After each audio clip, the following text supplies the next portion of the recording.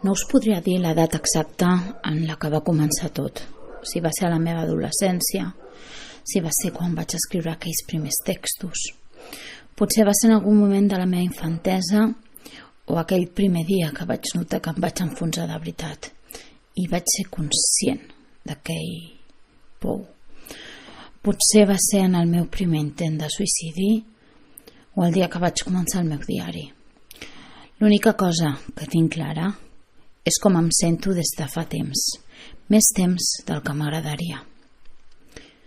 Un dia eren les coses senzilles o rutinàries o activitats que creia gaudir, de cop i volta es tornaven tot fosques. I no és perquè de cop es fes fosc, és perquè els canvis que vivia dins meu eren lents i paulatins. Com bé vaig dir fa poc, vaig passar de la vida en color als colors pastís, passant per uns tons grisos i continuant per una vida en blanc i negre. I de cop i volta era tot fosc.